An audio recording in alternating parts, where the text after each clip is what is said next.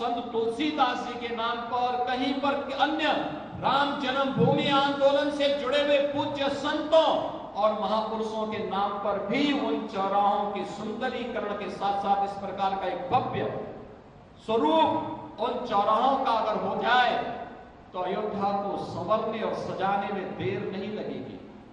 हम लोग इस कार्यक्रम के साथ जुड़े हुए हैं और इसीलिए आज आप सबका आह्वान करने के लिए मैं आपके बीच में आया हूं।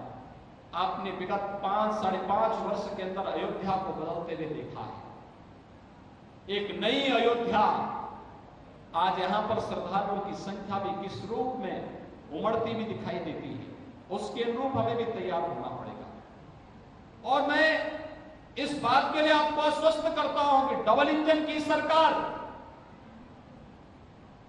अयोध्या के विकास के लिए, उत्तर प्रदेश के आध्यात्मिक उन्नयन के लिए, उत्तर प्रदेश की आस्था का सम्मान करते हुए कहीं भी विकास के कार्यों में कहीं भी किसी भी प्रकार का कोई रोड़ा नहीं आने देगी, कोई बाधा नहीं आने देगी। विकास का कार्य हमारी प्राथमिकता है। हम प्राथमिकता के आधार पर इसे करके अपने तीर्थ क्षेत्रों को एक नई पहचान देने का कार्य करेंगे। और आज का दिन तो अद्भुत है। आज लता दीदी की भी पावन जयंती है और आज सरदार भगत सिंह जी की भी पावन जयंती है।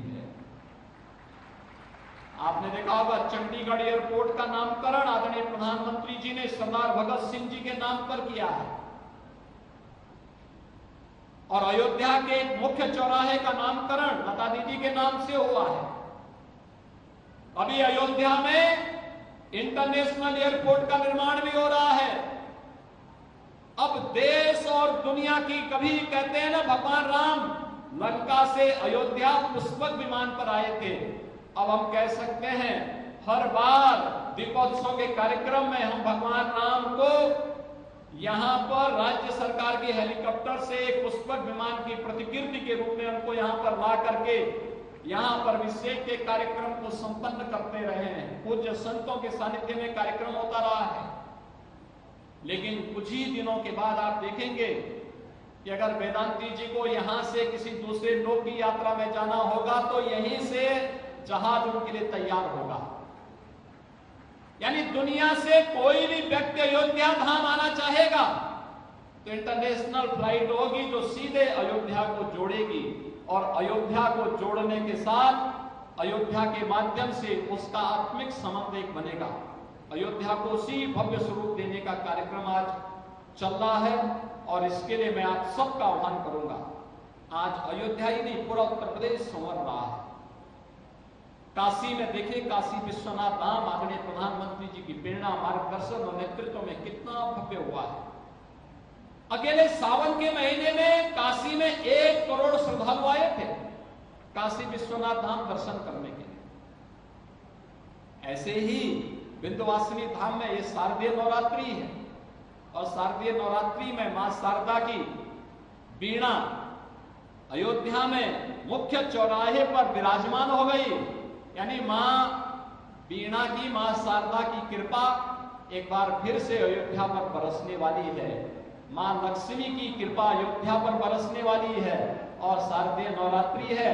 जगत जननी मां भगवती की कृपा तो अयोध्या पर सदैव ही बरसती है क्योंकि राम राज्य की धरती है। आज विंध्यवासिनी धाम भी इसी भव्यता के लिए वहां पर कार्य हो रहा है। हम नैमिषारण्य का विकास भी करने जा रहे हैं।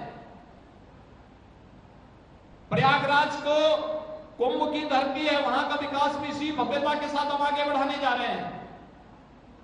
उत्तर प्रदेश के अंदर यह आध्यात्मिक विकास की यात्रा तो है ही, आस्था का सम्मान तो है ही, इसके माध्यम से लाखों युवाओं को रोजगार के साथ जोड़ने का कार्यक्रम भी इस पर्यटन विकास की इन संभावनाओं के माध्यम से हम लोग करने जा रहे हैं।